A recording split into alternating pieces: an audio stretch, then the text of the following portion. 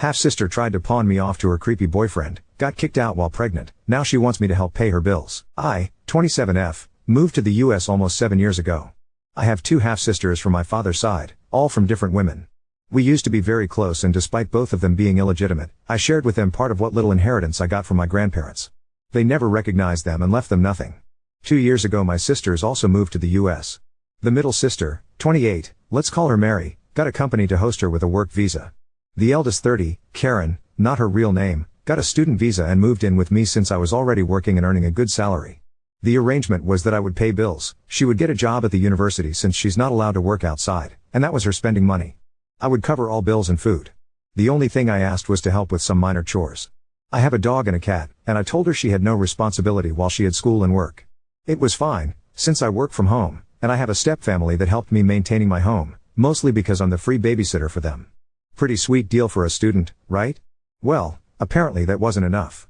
While she was in school, Karen met Ken. I knew Ken from the time I went to university. He's a creep, but I thought harmless. Karen was head over heels for him. I warned her Ken had a bad reputation at the university, but she didn't care. She's a big girl, so I let it be, with the only condition that Ken was not allowed in my place. COVID hits, and my hours were cut. Karen's school goes on pause and she loses her campus job. Because of all of this, we moved into a small apartment. I took a second job, and did some freelance on the side. Needless to say, I had no personal life. I am dating someone, but he was also swamped with work and bills, so we barely met each other. During this time, Karen and Ken apparently got closer and he began to appear in the apartment. Karen was not part of my lease, but my landlord was very understanding. Ken began making really inappropriate comments about me. I am not a beauty queen, I just look a bit exotic, as Ken put it. I'm mixed race from the Caribbean, so I have a bit of everything and somehow it all shows. Karen looks more like our father, he was of European descent. In all honesty, Karen is more attractive. I only look foreign in this little intermountain region city. Ken would go out of his way to touch me and was just invasive. I managed to just keep in my room when he was around or use the excuse that my pets needed a walk. I didn't know exactly why, but Karen kept pushing for me to spend time on my own with Ken. It will be good for you to bond with your future brother-in-law. They had only been dating 7 months at this point.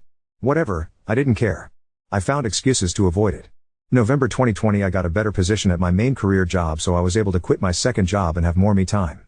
I reconnected with friends and one of them asked me if I was okay. I asked why and he told me Ken had been saying he was very close to getting me for personal time. I was not okay with that idea. And I very loudly said I'd rather be hit by a train than doing anything with Ken. Since I'm in a small city in the Intermountain region, the kind that most people in the same area knows each other, a lot of people had text messages or creepy stories to tell me. That was it for me. I went home and demanded an explanation. They didn't deny it. Ken even said Karen had said it was fine and I was doing them a solid as her sister, since he had a fantasy he wanted to go for. I told them both they were disgusting and that Ken had to leave or I would be calling the cops. Ken left with some insults sent my way, and Karen began telling me she didn't see the problem since my partner and I were on a break. We were not. I told her I was not F or her to sell around like property and that she had 2 weeks to find a place of her own. I was done with her. I called all my relatives, sent them copies of the text messages I was given, and no one in our family wanted anything to do with Karen. She moved in with Ken a few days later. It took me some effort, but I was able to get a restraining order for Ken. Couldn't get one for Karen. Still, they disappeared from my radar except for a few encounters which easily were solved with showing I was about to call 911. And then today happened and I had to hold back my laughter. Mary had kept tabs on Karen, since sisters and all, and she messaged me with a notice. Hey, Karen just called me. She's pregnant and Ken kicked her out. I just stared for a few minutes and responded, oh. That's sad. Mary knew, and supports, that I don't care or have any intentions to help. Karen used Mary's phone to call me. She begged me to help, since Mary is only letting her stay for a week before she moves to another state. Said that she missed her little sister and had no one else to go to. That she knows I have family health insurance, I pay for private health insurance for 2 relatives that are in hard times and have health conditions, and that I could do something like that for her pregnancy medical bills. This baby is a blessing and I should want to help her raise it. Meaning, I pay for everything. I let her pour her heart out for a good 5 to 7 minutes, then said nope. I ended the call. She tried calling again for a while, then stopped when I got a text message from Mary saying she had left her phone on the counter and she was sorry for the spamming. Most of my family agrees with me, even Karen's mom. The only one that disapproves is Karen's aunt. She's not my aunt, but I called her aunt anyway since I've known her for many years. She's been putting pressure on me most of the day. She only stopped when I told her one more message and I would show her text messages to my ST EP father, who is her landlord. I feel bad for the baby, to a point. But this is one of those moments that all I can think is this is not my circus, and these are not my monkeys. Edit 1. Someone mentioned the region inconsistency. I never looked into it, since I didn't really care, but where I live I heard Midwest and Northwest interchangeably. As far as I was concerned, it was the same thing. We don't have that type of regions in my country. So, I decided to Google while at work and found out neither is right. I live in the Intermountain region. Thanks, random stranger, for making me check on the messy regional system. Not even Google agrees on it. Also a small explanation on my grandparents. They were very old traditionalists. By the end of their lives, they didn't have much to give, so they chose to give it to the legal grandchildren. My sperm donor father had many children. I might not even know all of them. Grandparents were just tired of every other year having a new grandchild appear, and in some cases a moocher mother attached. Last, Karen's visa. She had an extension since COVID, but that is over. She's overstaying her visa. Update 1. Small summary, I have 2 half-sisters, Mary and Karen. Karen used to live with me rent-free and decided to offer me up to her creepy boyfriend like a side dish. I kicked her out and she went to live with him. She got pregnant, he threw her to the curb, and now she wants me to take care of her and her unborn baby. Now to today, Mary called me this morning to have brunch and discuss things related to Karen. She told me she understood I don't want to be part of the mix, but she really wanted it to be discussed and after I can just walk out. I know Mary, and I know she's just trying to leave everything in order before she leaves the state. She's the peacekeeper of my siblings. I agreed on the condition that there was no way Karen would come home with me. Mary just said, if she tries to follow you, I'll drag her out myself. So I dressed up and off I went to brunch with my sisters. I'll skip the pleasantries and dumb friendly family look Karen attempted. Once we were done eating and just having coffee, Mary set all the cards on the table. She explained she couldn't take Karen with her out of state, because she's getting married to her longtime girlfriend and they can only afford a 1-bedroom in her new city. She also said Karen was insane if she thought Mary would allow her to live with me, even if she had the power to make me take Karen back in. That Karen was lucky she even let her stay with her for this last few days. She told her the only reason we were doing this was because her mother had begged her to at least put Karen somewhere safe or find a solution for the pregnancy. So, she turned to me and asked me as the most stable economically if there was anything I would be willing to help with. I might be an asshole for this, feel free to roast me, but I basically said I would only give money for 3 things. 1. A termination and a hotel room while she heals from it. 2. A ticket back to home country so she can live with her mother or aunt, and get free health care. 3. A ticket to our eldest brother's home country so she can live with him because I know he will take her. I also said she had the option to put the baby up for adoption, but I would not be offering her a place to stay or a way to get medical care out of my pocket. I gave her some links to non-profits she could use. Karen started crying, saying I was trying to take away her baby and being a bad sister. That a good sister would open up her home and help care for her baby. That I never deserved to have the money I have. Most of my money is from inheritance on my mother's side of the family, so not sure how she would have gotten anything. That I was spoiled by my mother because she had money. We did, because after our father left my mother and I with nothing, she made a company from scratch. She kept babbling, and making a scene, then she said something that actually hurt me. You are just mad because you will never get pregnant. Yes, I happen to be infertile. No, I can't get treatment for it. It is what it is. I already accepted it, but it still hurts. Mary knew this was a low blow for me, and basically told Karen one more stupid word like that and she'll be sleeping in the street tonight. I didn't cry or anything, just stared. Karen stopped her crying muttering and seemed to get an idea. She looked at me straight and told me to adopt her baby. I laughed at that. I told her she was insane if she thought I would adopt her baby. I don't want her in my life, let alone her ex. I don't blame the baby, but I have absolutely no intentions to be part of the child's life. I was about to go off on Karen just for even thinking I would consider that as an option, but Mary stopped me on time. She simply said to Karen, you have the options she gave you, her or mine. You can get a termination, or you can go back to home country. Either way, you can't stay here. You are not legal and your immigration status affects us if you were to live with us. I could lose my job, and Op could lose her resident status. You have until next Friday to choose. If none of these options work, you will have to find your own solution without us. I don't want you anywhere near my little sister. You put her at risk of being assaulted or worst. You are lucky I have an empty room for 1 more week for you to crash in, but after I don't want to see you in person. We can keep in touch by Facebook or phone. You've lost the right to spend time in person with either of us. I just stared at Mary. She's very quiet and normally the most reserved of us, so this was not expected. Mary paid, didn't even wait for the change, and left Karen with enough to get a taxi home. Mary grabbed me by the arm and took me out. I didn't know how much I needed someone to just protect me for a change, but I did cry a little on way out from just pure relief I had one older sister that still looked out for me. We decided to go for ice cream after like we did as kids when bad things happen and discussed our plans to spend holidays and vacations together. Mary's girlfriend also joined us for ice cream and the whole time she just made jokes about how sad she's going to be without her moving table. She's much taller than me and it's a running gag with us. Nothing too dramatic, thankfully. Mary and her girlfriend are going to come later for dinner with me. Depending how this mess ends, I'll try to update, but at this point, I think it's pretty much done. Not sure if Karen will take any of the options we gave her or just do her own thing. Regardless, I have no intentions of putting my money for anything but what I said I would.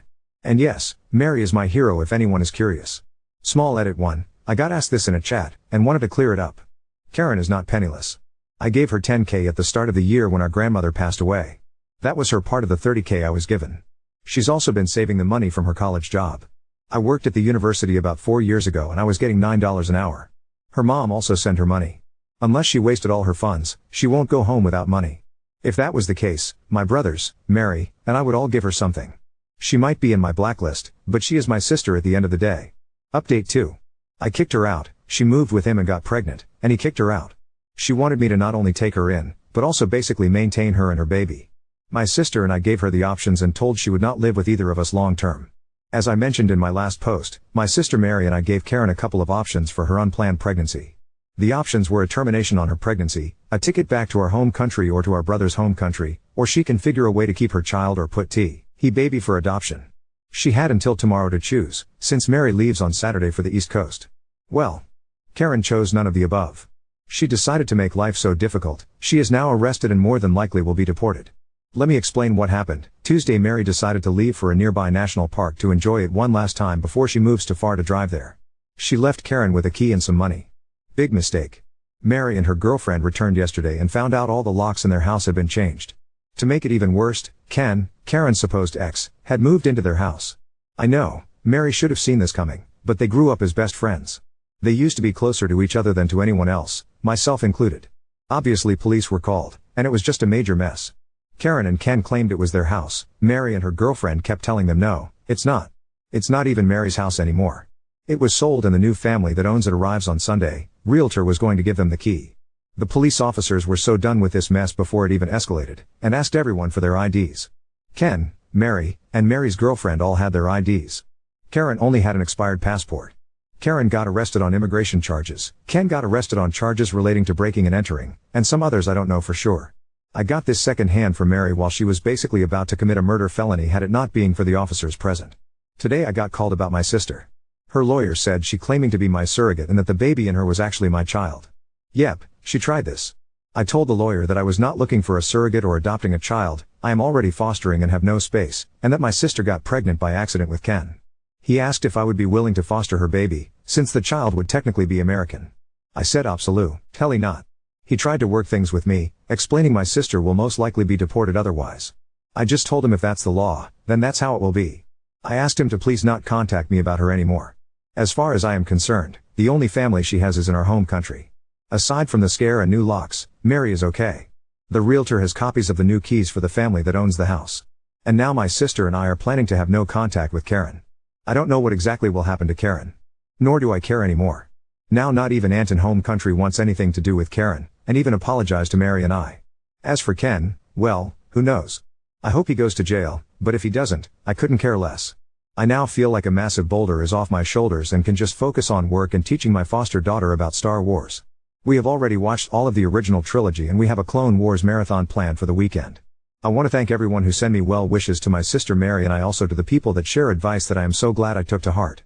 This has been probably the worst roller coaster family mess I've dealt with since my parents' divorce, and it came absolutely from the one person I suspected less.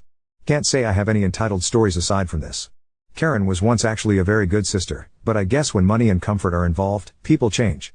Small update that isn't worth a new post. Karen was offered to leave the US willingly and she will face no negative effects for her status. She called my mom to see if she could convince me to give my sister the money for the ticket. Mary and I agreed to pay the ticket on the condition she never again contacts either of us. Her mom is aware of this and basically told me that Karen will have to find a job within the month she arrives, or she'll be in the streets. As for lawyers and stuff, I have my own immigration lawyer of the mess, and he told me the only way the surrogate ploy would work would be a DNA match or a contract. None of that is around so I'm safe. Mary booked Karen for her trip back on Friday and good riddance. Update 3. I almost made it to a month without hearing from my half-sister, but okay, Reddit, you were right. This might never be over. Also, funny enough, dear sis found my post and sent me a scathing email before I blocked her. But that's really not a big story. This one however pisses me off. So, as I posted before, my older half-sister Karen was forcefully, but not really, Removed by immigration after going insane and trying to get squatters' rights on a sold house that used to belong to my other half-sister Mary. And she was escorted out, so I know she left. Things were calm for a bit, and in the meantime I focused on my 4-year-old foster daughter. Let's call her Lily. Lily's mom is one of my oldest friends.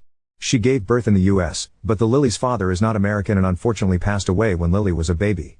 My friend was asked to leave the US to do her immigration process off-country since she has no one to claim her aside from a minor child. This sadly means she probably won't be able to come into the US until Lily is 18. Because of our home country's education system being really bad, she asked me if I could take Lily.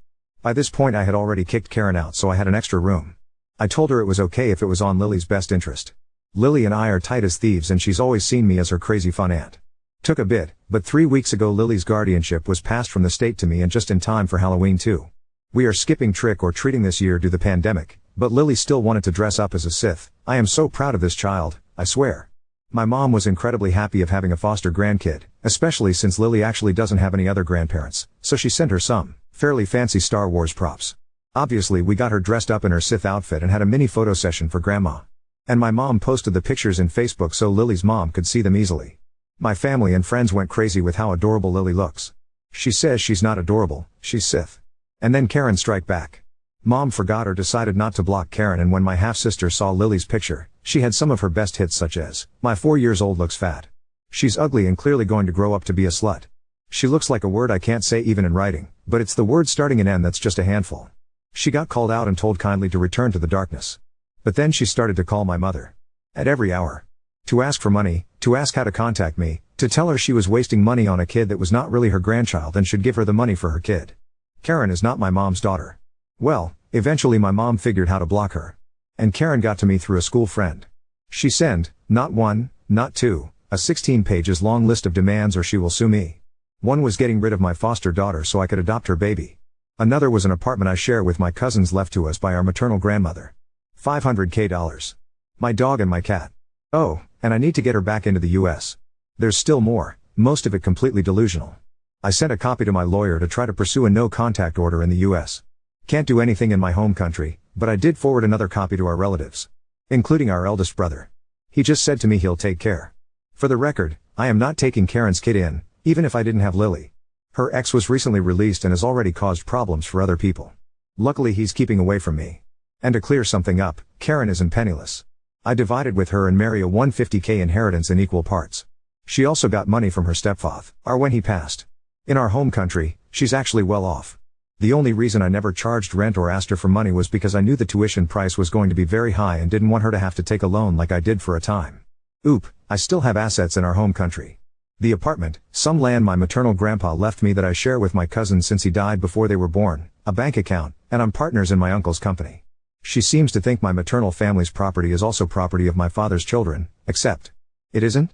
Most of it is premarital stuff or from after the divorce. Now on to second story.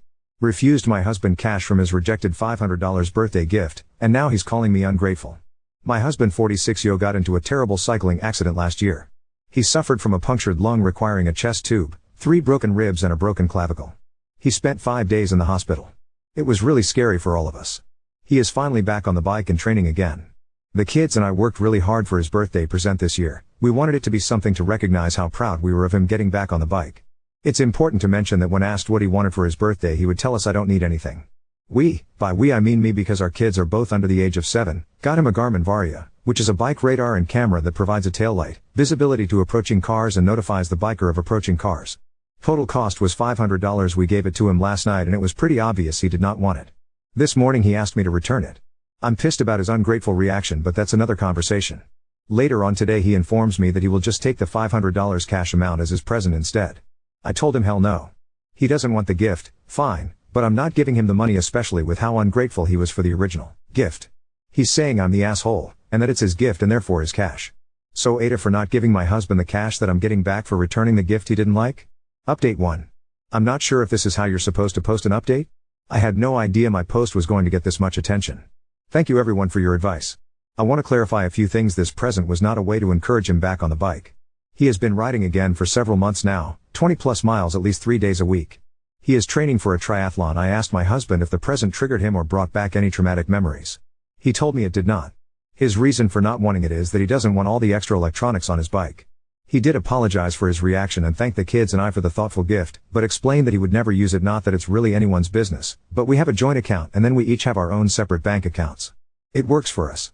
I did not give him the money. We agreed to use some of the money to set up a fire pit in our backyard, which is something he has wanted to do for a while. The rest of the cash is going back in my wallet. I got the Garmin Varia RCT 715 with rear view bike camera for $399, and then I got the Garmin Edge 130 Plus compact bike computer to go with it, which was $120 for those of you questioning if I'm telling the truth about the price. That's all.